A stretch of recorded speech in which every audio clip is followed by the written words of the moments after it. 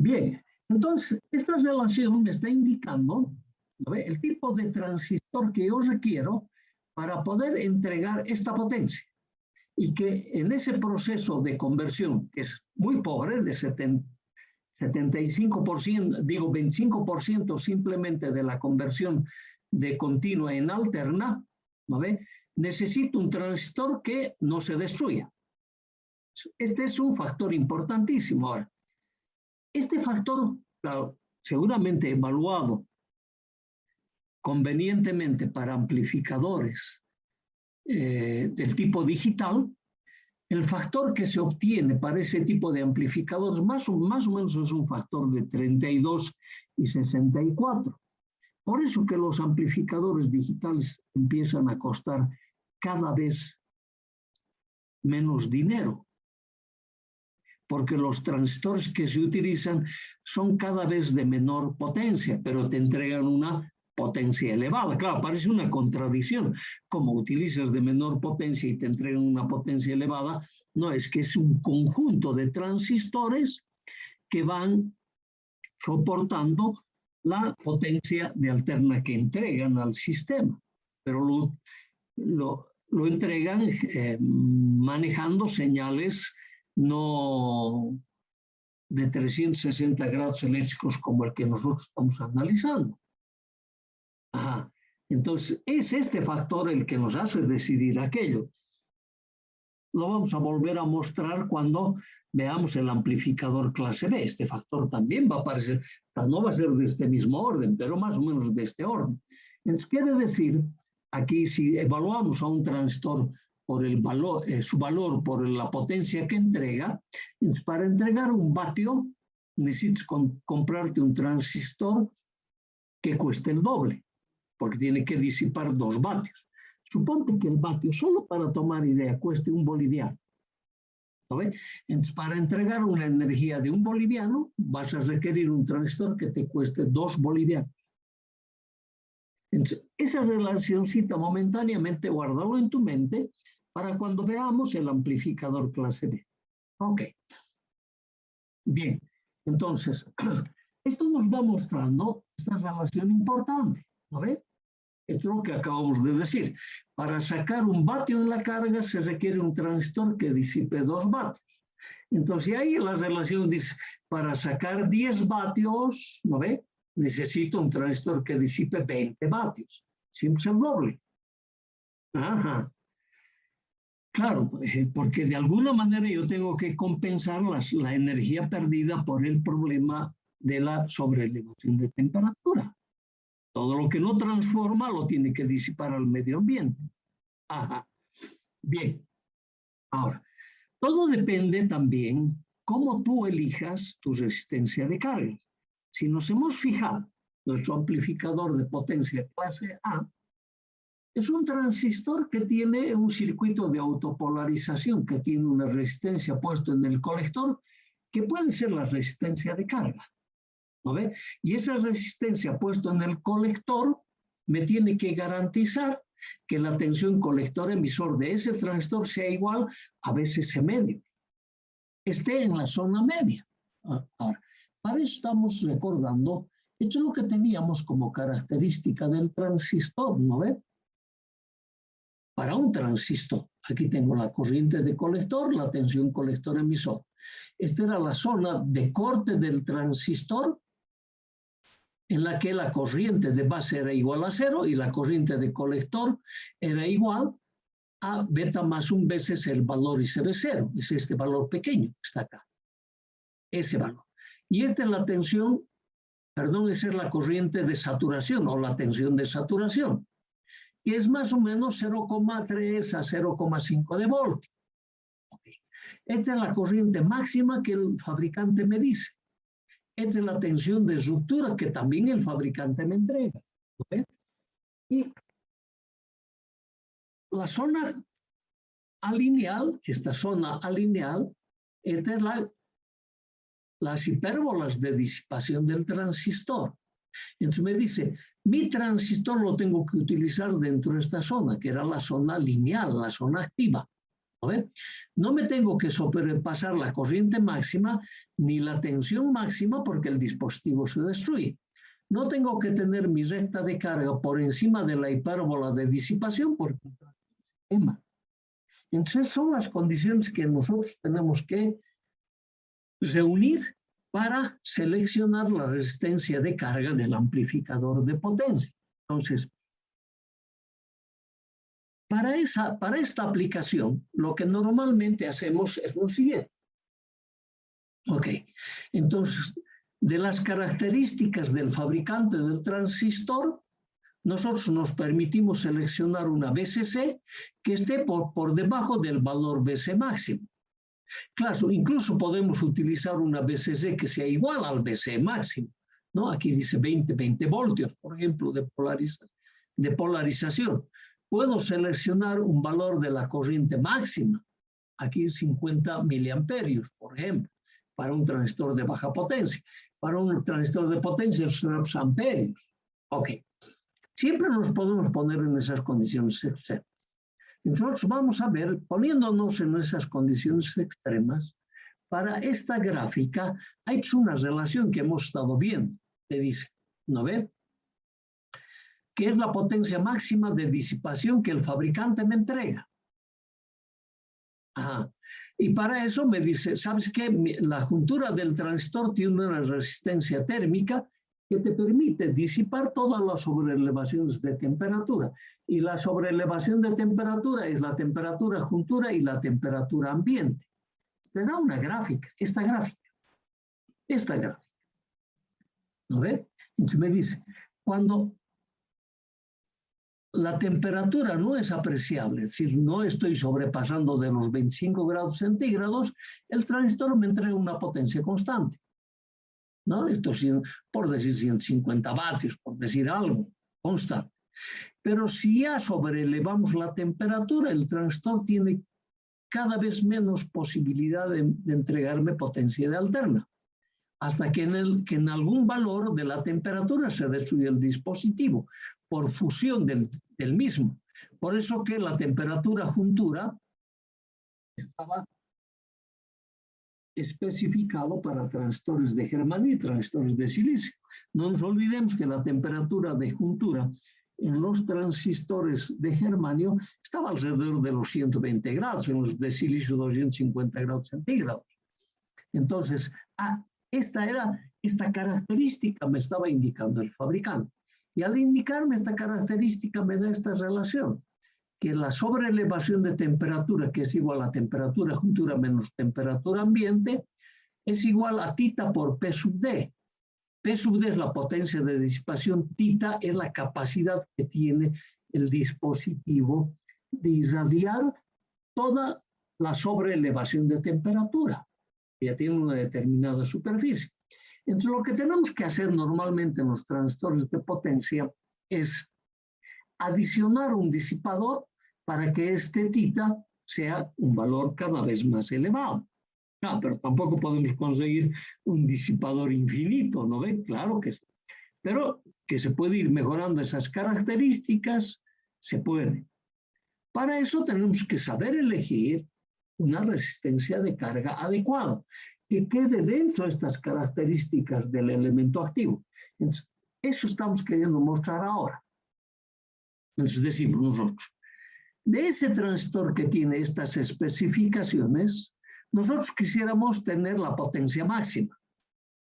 ¿No ve? La potencia máxima. Y con toda seguridad esa potencia máxima lo podríamos lograr para esta tensión máxima y esta corriente máxima.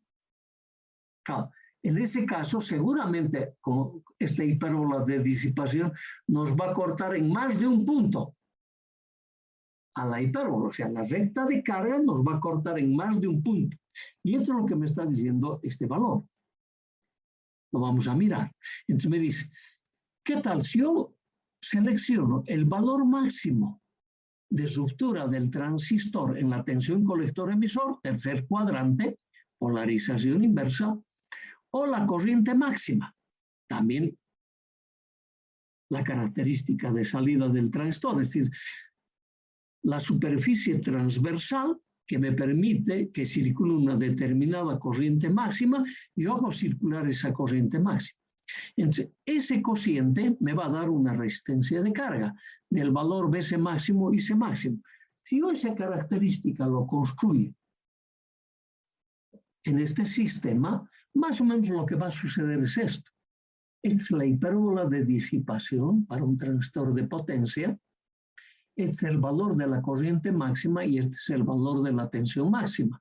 Si yo, en base a esta relación, los correlaciono con una recta, me va a cortar en 2 puntos a esa hipérbola. ¿No ve?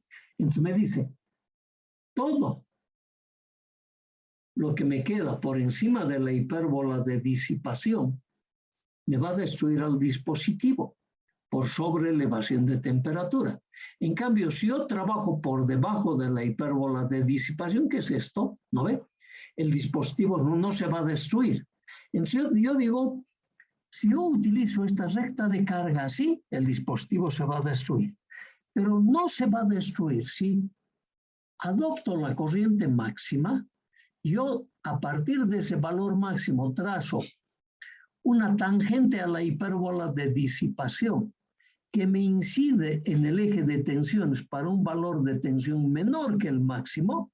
Entonces, esta recta de carga no me va a permitir destruir mi dispositivo, ni por sobreelevación de temperatura, ni por corriente máxima, porque lo máximo que va a circular es el valor permitido que me dice el fabricante, pero pequeño error se destruirá. Por tensión nunca, porque está muy por debajo del valor. Entonces yo digo, pero entonces haré al revés. Voy a tolerar el valor máximo de la tensión, trazo una tangente a la hipérbola de disipación y me va a disminuir la corriente máxima. Entonces me dice, no me voy a sobrepasar en tensión, mi BCC va a ser el valor BC máximo, ¿no ve? Pero la corriente de colector va a ser muy reducida. Por lo tanto, tampoco se me va a destruir. Entonces me dice, esas 2 tangentes se cruzan en un punto. Y si yo por ese punto trazo una paralela a este valor máximo, me dice, si yo preveo algún elemento resistivo que permita disminuir la corriente máxima que circula en el dispositivo y pongo un divisor potenciométrico que permita disminuir la tensión, entonces me dice, para esta pendiente el dispositivo no se va a destruir ni por sobreelevación de temperatura, ni por corriente máxima, ni por tensión máxima.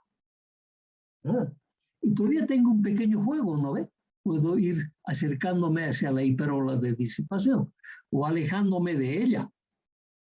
Este es un criterio de selección de esta resistencia de carga para poder exprimir lo más que se pueda al transistor de potencia para que me entregue componente de alterna sin posibilidades de destruirlo. El diseñar amplificadores de potencia clase A radica en seleccionar un criterio que te permita determinar la resistencia de carga RC conservativo, pero que entregue la máxima energía posible. Este es uno de ellos, que lo puedes utilizar. Y así, si tú consultas diferentes libros, hay diferentes criterios. No hay uno solo. Entonces, está abierto para tu análisis este tema. ¿Cómo se va a llamar? Selección de la resistencia de carga del amplificador de potencia clase A. Ese es un caso. El otro caso es, muchas veces el transistor, por la carga que representa el transductor de salida, que es un parlante, y la carga de un parlante en ohms es muy reducido, 8 ohmios, 4 ohmios, o valores poquito más altos, 16 ohmios o hasta 32 ohmios. No, no estamos hablando de resistencias de carga del orden del K. ¿No? Entonces, cuando tenemos esas condiciones, normalmente lo que hacemos es acoplar al colector del transistor a través de un transformador para tener una resistencia de carga un poco más grande que el valor del transductor de salida, esos 8 ohmios o esos 32 ohmios. Entonces, cuando se acopla de esa manera, es decir, estamos proponiendo esto, ¿no ve? Cuando acoplamos en forma inductiva esta resistencia de carga al colector del transistor, se llega a demostrar que se obtiene el doble del rendimiento del amplificador clase A.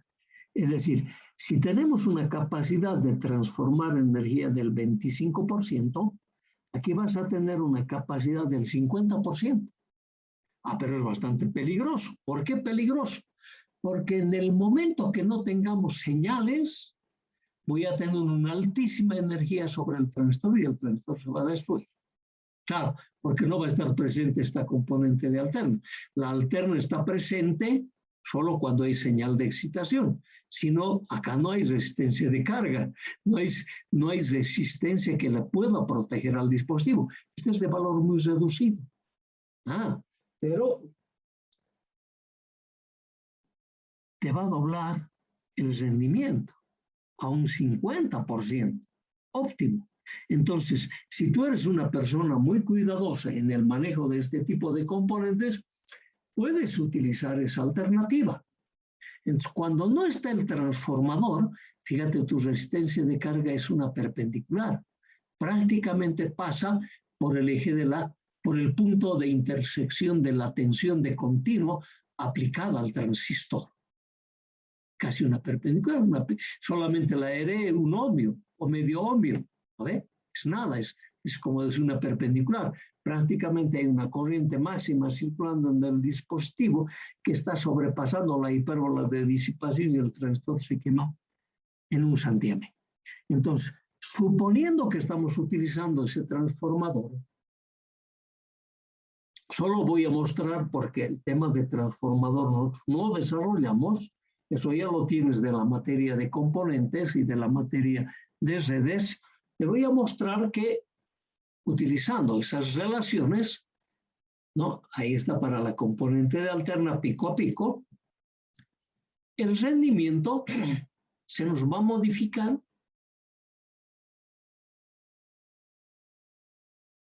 al doble del amplificador. Ahí están las relaciones de transformaciones de los transformadores. Está la potencia de alterna.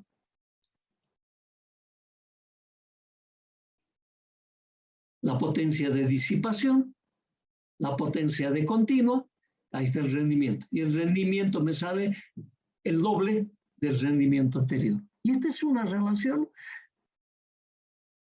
matemática que se debe cuando se aplica a través de bobinas, o sea, de un transformador, la resistencia de carga al colector del transistor.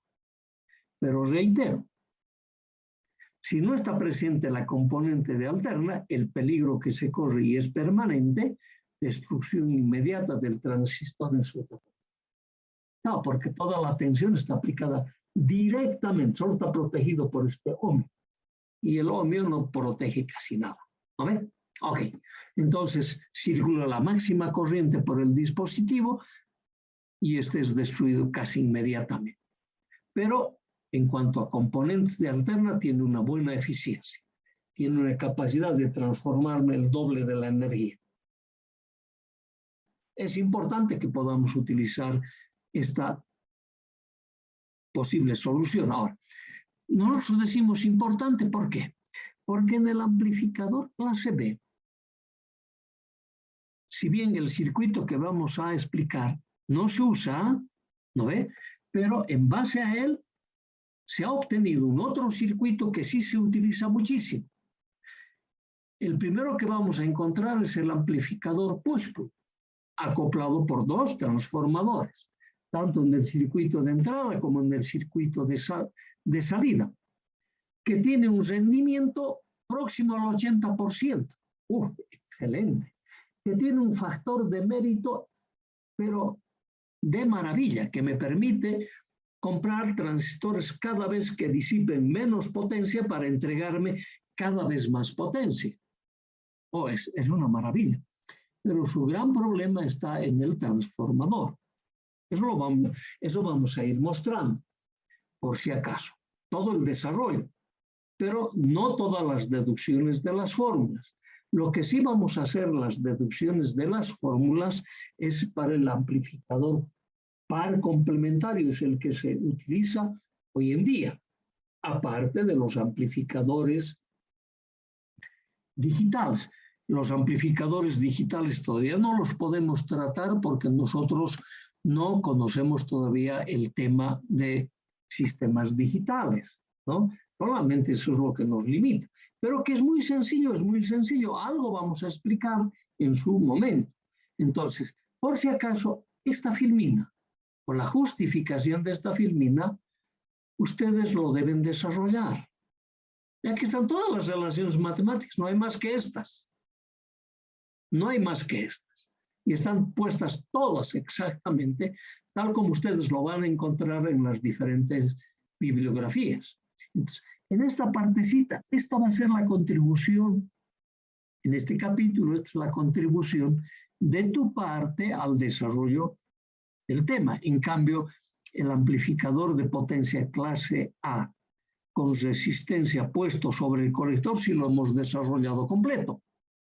Así que ahí no has aportado nada, solamente esto. Ok, entonces dicho eso, vamos a continuar con nuestro amplificador de potencia, pero ahora vamos a ir viendo el clase B. ¿En qué consiste? Lo primero, para nosotros es recontra importante. Supuestamente nosotros tenemos que utilizar un solo transistor en clase B. Pero en clase B ya habíamos mencionado que era exactamente lo mismo que un rectificador de media onda, ¿no ve? Solo me permite entregar 180 o un semiperiodo, 180 grados. Ya sea un semiciclo positivo o un semiciclo negativo.